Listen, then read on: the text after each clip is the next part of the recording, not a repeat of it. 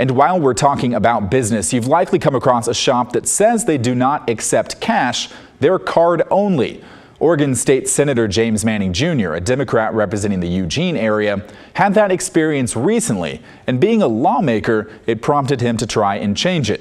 Senate Bill 1176 would very firmly remind Oregon businesses that if they're open to the public, they have to accept cash as payment.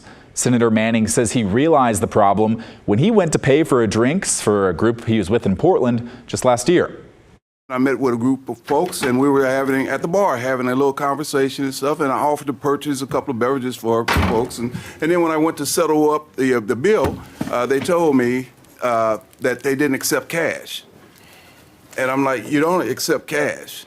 So there was, in this one location, same building, I had to use a debit card to pay a small amount for the purchase of a beverage.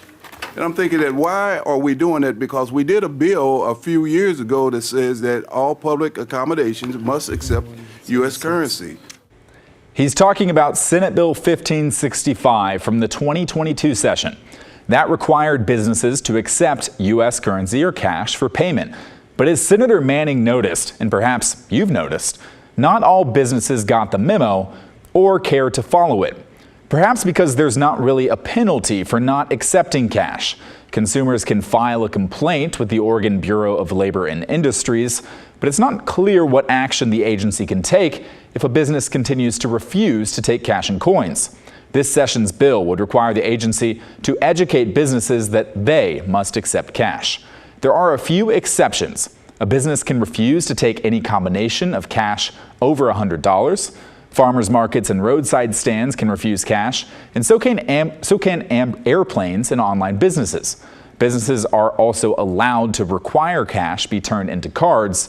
Some call them reverse ATMs, as long as it's free to use and you get your remaining money back when you leave.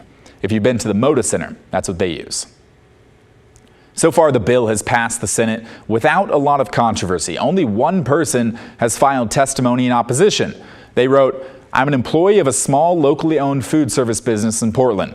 We operate as a cashless business in order to discourage break-ins, robberies, and maintain a safe environment for ourselves and our customers." They went on, "If the state insists on enforcing a law that forces us to accept cash, I would propose that it also enacts laws that forces insurance companies to stop raising rates on small businesses every time one of our windows gets broken." The bill is now with the House waiting for a vote in the Committee of Commerce and Consumer Protection.